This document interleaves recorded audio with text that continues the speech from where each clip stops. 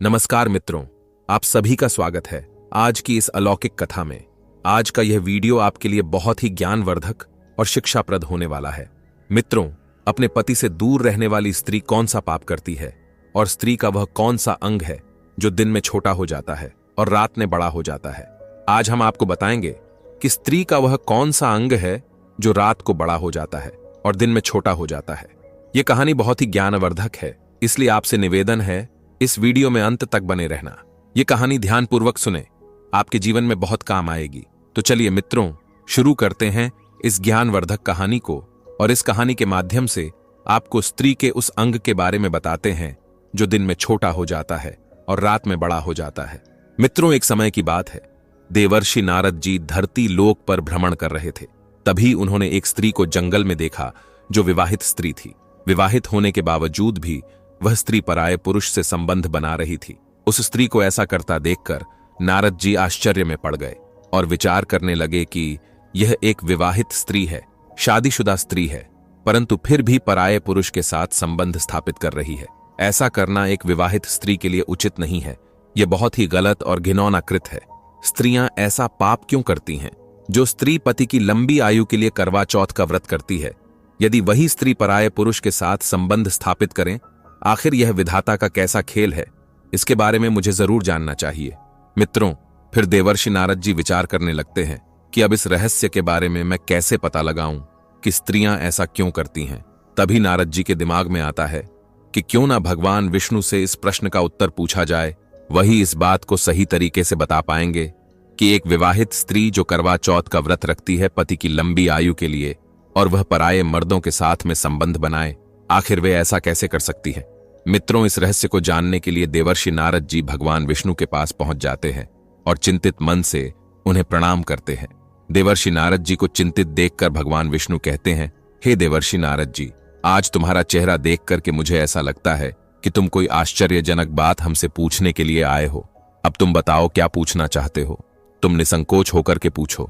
तब नारद जी ने भगवान विष्णु से कहा, हे प्रभु, आज जब मैं धरती लोक पर भ्रमण कर रहा था तो मैंने एक विवाहित स्त्री को पराये पुरुष से संबंध बनाते हुए देखा। मैंने देखा है कि स्त्रियां जो होती है वह करवा चौथ का व्रत धारण करती है ताकि उनके पति की आयु लंबी हो जाए, लेकिन फिर वही स्त्री पराये पुरुष के साथ संबंध बनाती है। तो यह कैसे हो सकता है? स्त्री का ऐसे करना बहुत गलत है। ऐसा स्त्रियां क्यों करती हैं? और हे प्रभु, इसके साथ ही मेरा आपसे एक सवाल यह भी है कि स्त्रियों का वह कौन सा अंग होता है जो रात को बड़ा हो जाता है और दिन में छोटा हो जाता है? मेरे यही दो सवाल है जो आपसे मैं जानने के लिए आया हूं। इसीलिए हे प्रभु, इन सवालों का जवाब देने की आप कृपा करें। मैं इस बात को समझना चाहता हूं कि करवा चौथ का व्रत रखने वाली स्त्रियां यानी पतिव्रता स्त्रियां पराये पुरुषों के साथ संबंध क्यों बनाती हैं? वे ऐसा क्यों करती हैं? और वह अंग कौन सा होता है जो रात को बड़ा और दिन में छोटा हो जाता है? इनका अर्थ क्या है? और स्त्रियां अपने पति के साथ धोखा क्यों करती हैं? तो मित्रों, नारद जी की बात सुनकर भगवान विष्णु कहते हैं कि हे देवर्षि नारद जी, तुमने आज जो ये दो प्रश्न मुझसे पूछे हैं, इनमें समस्त मानव जाति का कल्याण छिपा हुआ है। इसीलिए मैं तुम्हारे इन दोनों प्रश्नों का जवाब एक छोटी सी कथा के माध्यम से बताता हूं, लेकिन आपको ध्यानपूर्वक हमारी इस कथा को पूरा सुनना होगा। मित्रों, तब देवर्षि नारद जी वचन देते हुए कहते हैं कि ठीक है प्रभु, मैं आपको वचन देता हूं कि आप जो भी कथा सुनाएंगे मैं उसे ध्यानपूर्वक पूरा सुनूंगा। अब आप अपनी कथा आरंभ कीजिए और मेरी शंका का समाधान कीजिए।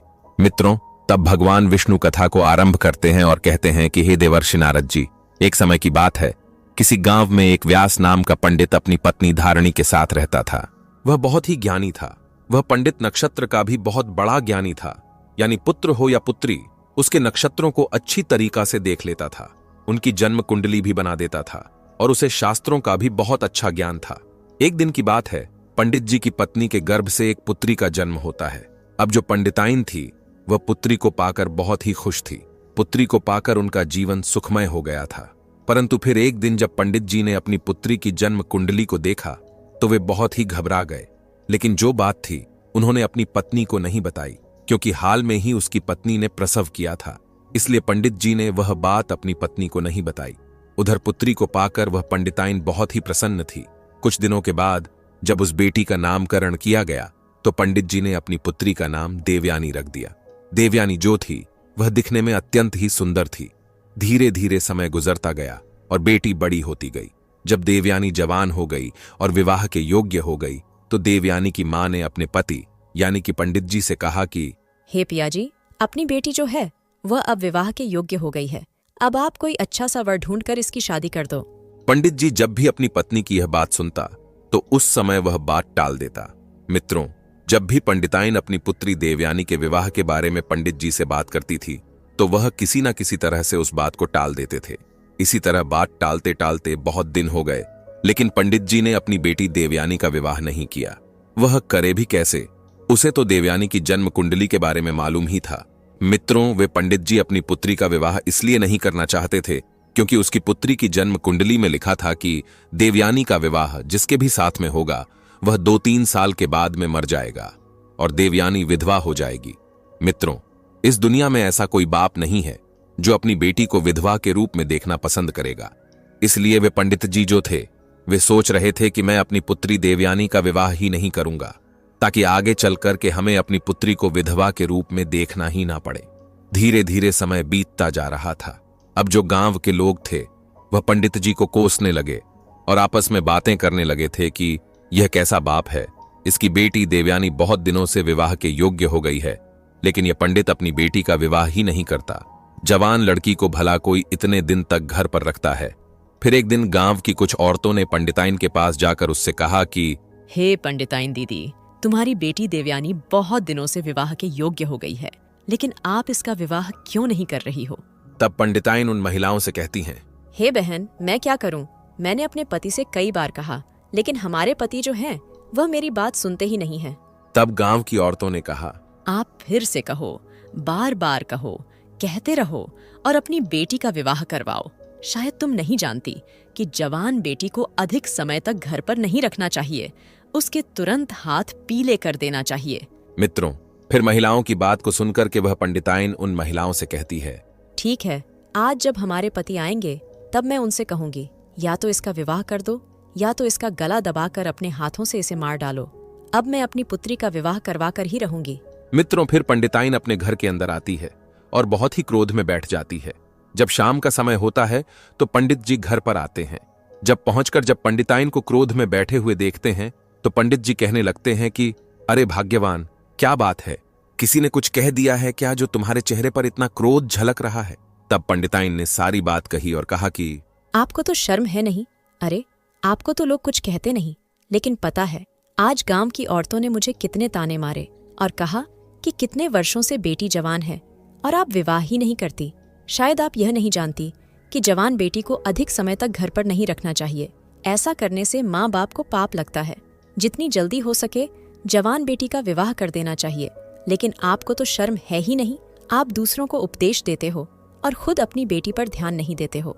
मित्रों, पंडित जी ने बात को टालने की बहुत कोशिश की, लेकिन पंडिताइन ने कहा कि आज मैं तुम्हारी कोई बात मानने वाली नहीं हूं।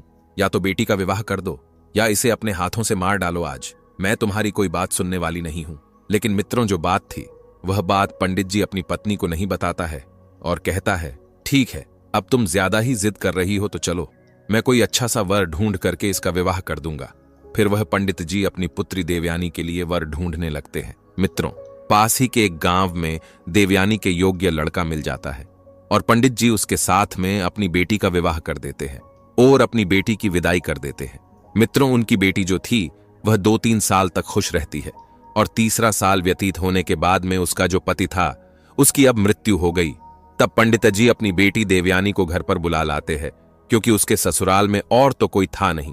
कुछ समय के बाद में पंडित जी ने दूसरा वर ढूंढा और अपनी पुत्री का दूसरा विवाह कर दिया। जब देवयानी अपने ससुराल में गई, उसके कुछ ही सालों के बाद जो दूसरा पति था वह भी गुजर गया।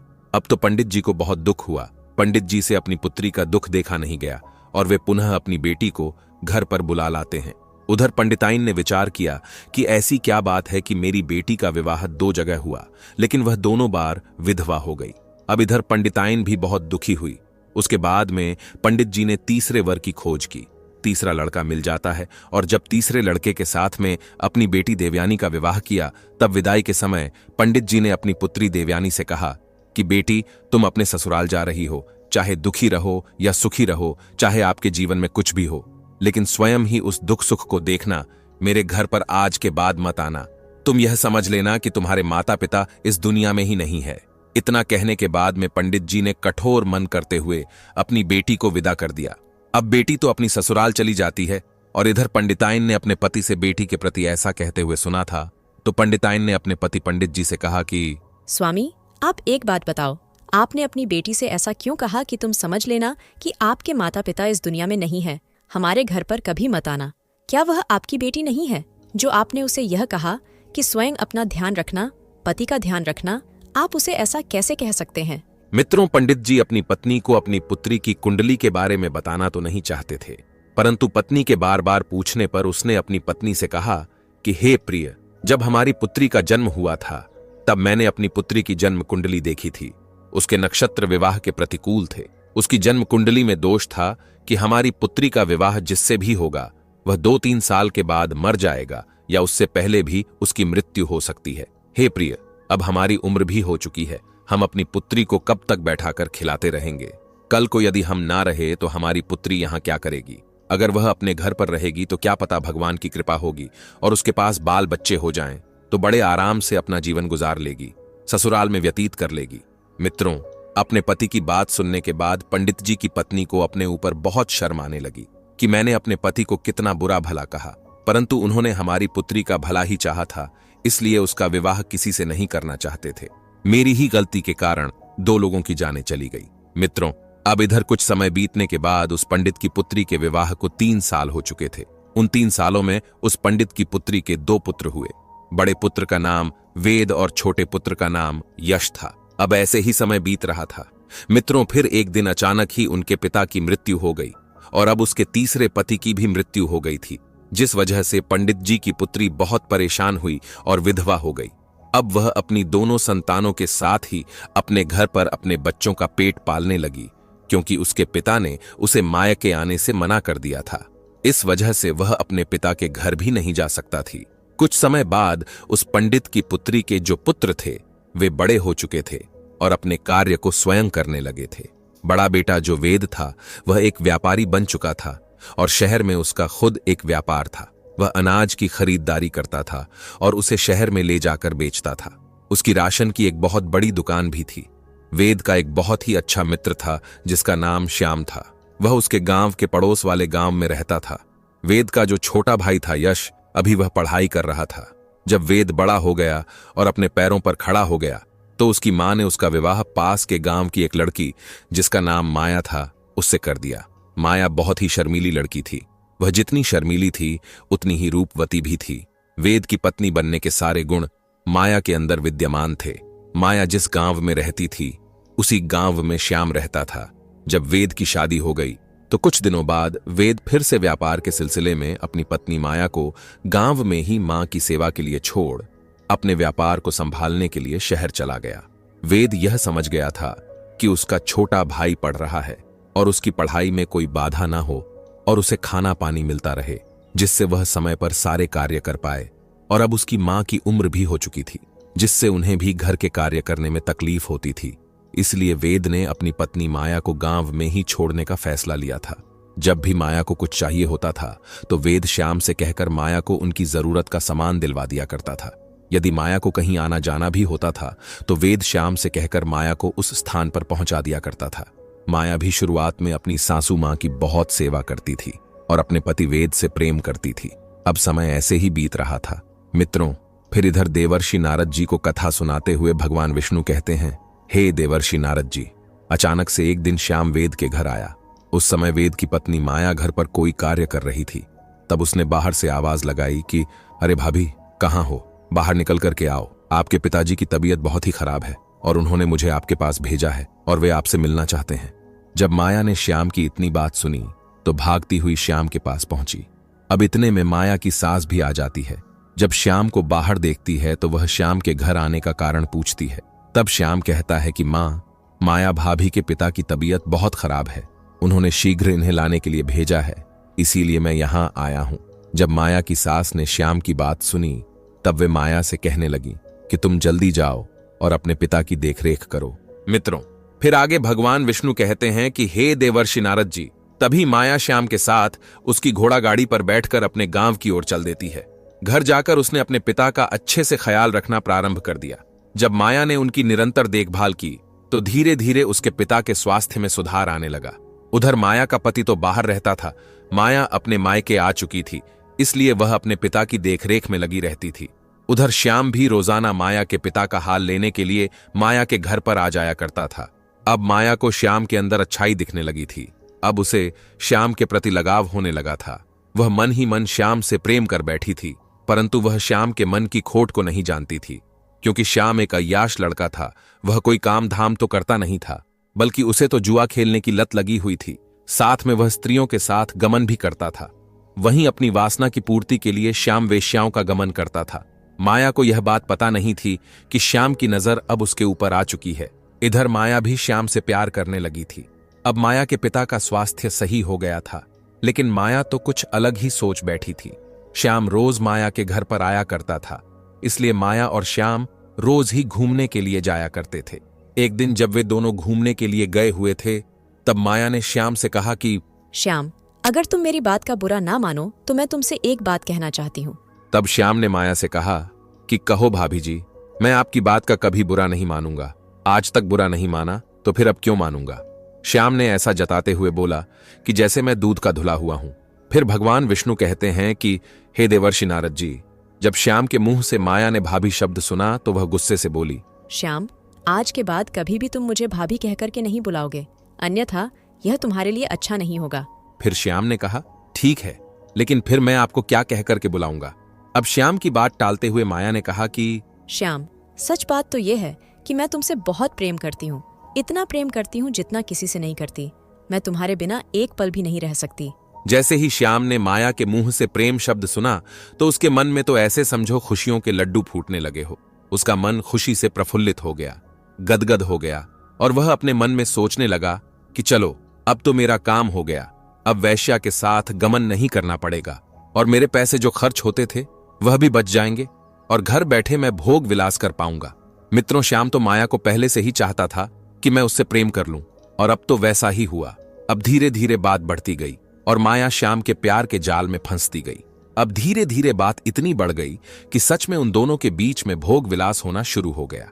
कुछ दिन बाद जब माया के ससुराल से बुलावा आया तो श्याम से मिलने के लिए माया ने उसे फिर से एक दिन झोपड़ी पर बुलाया। तब माया ने श्याम से कहा, मेरे प्यारे श्याम, मेरे ससुराल से बुलावा आया है। अब शायद मैं तुमसे ना मिल सकूं, इसलिए जब भी मुझे तुम्हारी याद आएगी मैं तुमको एक पत्र लिखूंगी और तुम मुझसे मिलने के लिए मेरे ससुराल आ जाना। मित्रों, अब श्याम माया की बात को मान लेता है और माया श्याम से इतना कहकर के घर आ जाती है। अब माया के पिता उसको उसके ससुराल छोड़ने के लिए फिर से श्याम के घर जाते हैं। क्योंकि माया का कोई भाई नहीं था, ना कोई बहन थी, इसीलिए माया को ससुराल ले जाने के लिए उसके पिता को कोई उचित व्यक्ति नहीं दिखा। इसलिए वह श्याम को घर बुलाने के लिए श्याम के पास में गए। जब उसके पिता श्याम के घर पहुंचे तब उन्होंने श्याम से कहा कि बेटा श्याम, तुम मेरी पुत्री माया को उसके ससुराल छोड़ आओ, उसके घर से बुलावा आया है। जब श्याम ने माया के पिता के मुंह से यह बात सुनी तब उसने कहा, ठीक है पिताजी, मैं माया को उसके ससुराल छोड़ दूंगा। मित्रों, फिर आगे भगवान विष्णु कहते हैं, हे देवर्षि नारद जी, अब क्या था। श्याम माया को उसके ससुराल छोड़ने के लिए अपनी घोड़ा गाड़ी पर बिठाकर ले जाता है। अब दोनों घोड़ा गाड़ी पर बैठकर जंगल के कच्चे रास्ते से होते हुए माया के ससुराल पहुंच जाते हैं। फिर उधर श्याम माया को उसके ससुराल में छोड़कर अपने घर को लौट जाता है। जैसे ही दोनों को 3-4 दिन व्यतीत होते हैं तो अब माया को श्याम की याद आने लगी, क्योंकि वह जब अपने घर पर थी तो रोज झोपड़ी में श्याम से मिलने के लिए जाया करती थी। इसलिए अब वह वासना की पूर्ति के लिए श्याम को पाना चाहती थी। उससे मिलकर एक बार उसके साथ में फिर से भोग करना चाहती थी। क्योंकि उसका पति वेद तो दूर शहर में रहता था, वह अपने परिवार का पेट पालने के लिए और उन्हें अच्छी जिंदगी देने के लिए वहां पर व्यापार करता था। वेद मुश्किल से 5-6 महीने में एक बार अपने घर पर आता और 4-5 दिन के बाद वह पुनः चला जाता था। एक दिन जब माया से रहा नहीं गया तो उसने खत लिखा। माया ने उस खत में लिखा कि हे प्यारे श्याम, मुझे तुम्हारी बहुत याद आ रही है और मुझे ऐसा लगता है कि मैं अब तुम्हारे बिना रह नहीं सकती।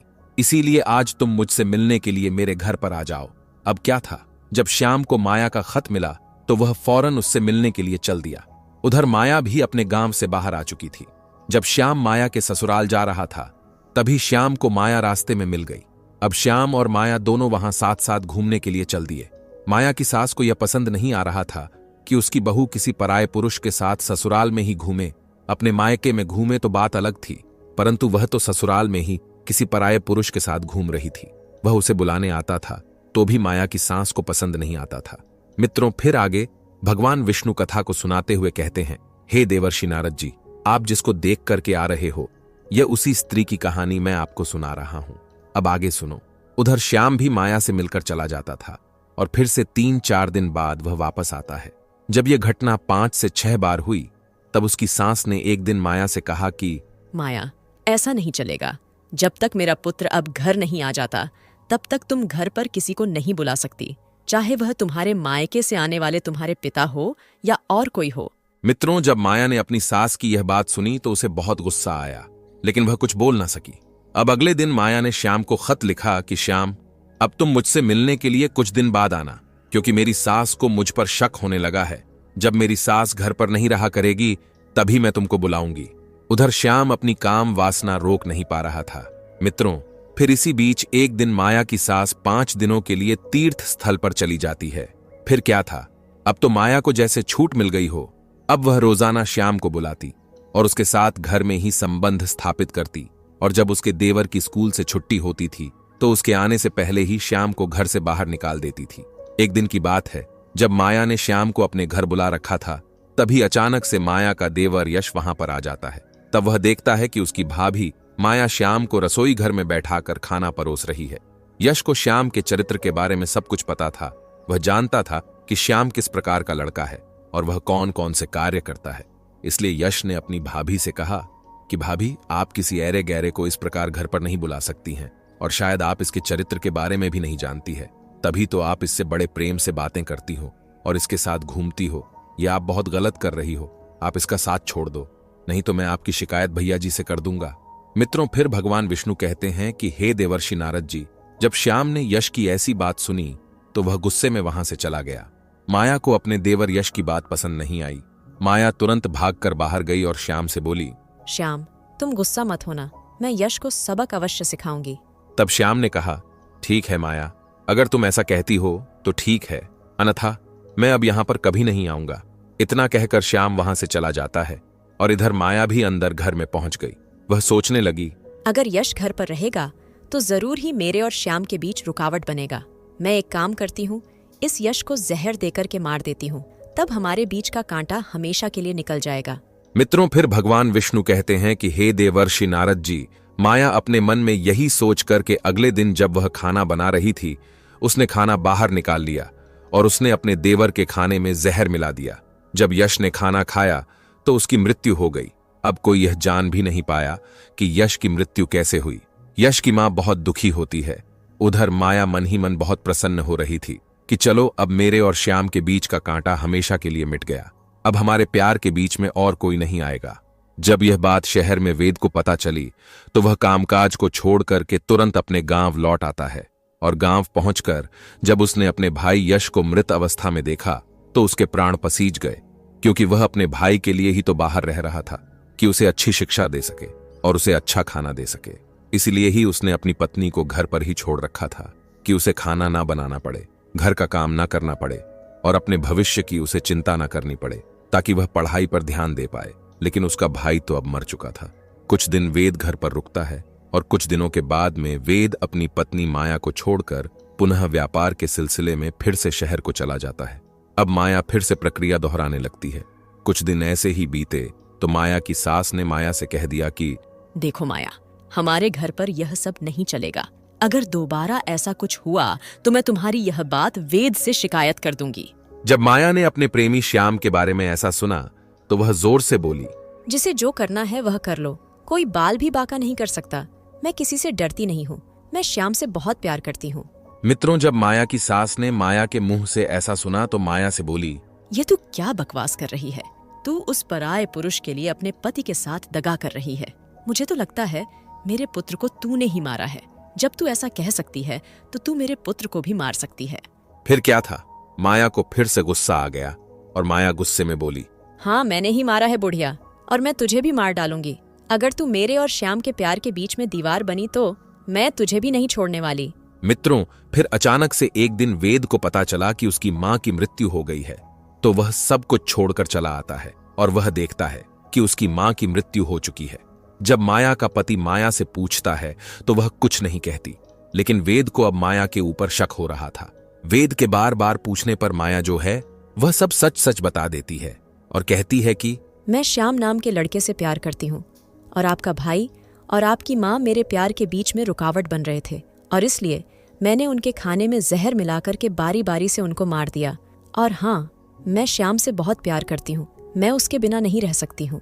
मित्रों, जैसे ही वेद ने अपनी पत्नी के मुंह से यह बात सुनी कि मैं श्याम से प्यार करती हूँ, जो श्याम वेद का बहुत ही अच्छा दोस्त था, वेद ने अपनी पत्नी माया से कुछ नहीं कहा, बस इतना कहा कि अब तुम ऐसा करो, जितना जल्दी हो सके तुम मेरे घर से निकल जाओ और अपने प्रेमी श्याम के पास में चली जाओ, क्योंकि वही तेरे लायक है और वही तेरी अच्छी देखभाल करेगा।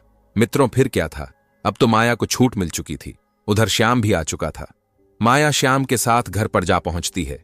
कुछ दिन तक तो सब ठीक था, लेकिन कुछ दिन के बाद में माया को पता चला कि श्याम बहुत ही नीच जाति का व्यक्ति है। वह पराई औरतों पर अपनी गंदी नजर रखता है और उसके यहाँ बकरी का एक तबेला है और वह बकरी भी चराता है। अब तो माया को भी अपने प्रेमी श्याम के साथ बकरी चराना पड़ता था। वह अपने भाग्य को कोसने लगी और कहने लगी, अरे ये मैं कहाँ फंस गई। मैं तो एक रानी की तरह अपना जीवन व्यतीत कर रही थी, कहाँ वासना के चक्कर में फंसकर मैंने अपने ही पैरों पर कुल्हाड़ी मार ली है। अब मेरा जीवन कैसे कटेगा। मित्रों, फिर भगवान विष्णु कहते हैं, हे देवर्षि नारद जी, यही सब सोच सोचकर माया अपना माथा पीट रही थी और अपनी करनी पर पछता रही थी। उधर वेद ने भी एक अच्छी सी स्त्री देखकर विवाह कर लिया और दोनों साथ में रहने लगे। उधर माया का श्याम के साथ बहुत बुरा हाल था। वह बार बार अपने भाग्य को कोसती कि यदि वह वेद को धोखा नहीं देती तो आज उसकी यह हालत नहीं होती। फिर आगे भगवान विष्णु कहते हैं, हे देवर्षि नारद जी, स्त्री को आज तक ना कोई समझ पाया है और ना ही कोई समझ पाएगा। स्त्री एक ऐसा मायाजाल है जो समय आने पर बदल जाता है। स्त्री अपनी हो या पराई, उस पर कभी भी विश्वास नहीं करना चाहिए। क्या पता वह कब बदल जाए। जो आप दृश्य देखकर आ रहे हैं, ऐसी पता नहीं कितनी स्त्रियां हैं जो अपने पति के सामने पतिव्रता होने का नाटक करती है और उनकी पीठ पीछे पराये पुरुष के साथ संबंध बनाती है। मित्रों, पहले प्रश्न का उत्तर देवर्षि नारद को मिल चुका था।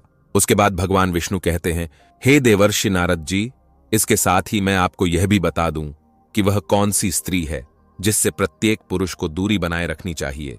जो स्त्री पराये पुरुष के साथ संबंध स्थापित करती है, उनके साथ उठती बैठती है, अपने घर को छोड़कर दूसरे के घर पर ध्यान देती है, अपने को पराया और पराये को अपना समझती है, तो ऐसी स्त्री से प्रत्येक पुरुष को हमेशा बचकर रहना चाहिए। ऐसी स्त्री हमें अवश्य ही किसी ऐसे जाल में डाल देगी जहां से निकलना अत्यंत कठिन हो जाएगा।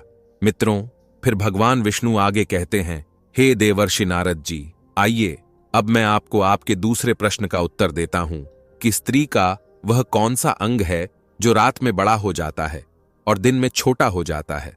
तो सुनिए नारद जी, स्त्री का वह अंग है आंख की पुतली।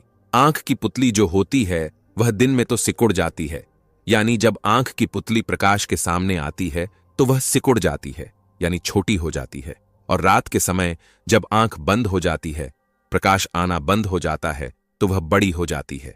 तो हे देवर्षि नारद जी, अब मैंने आपको आपके दोनों प्रश्नों के उत्तर दे दिए हैं।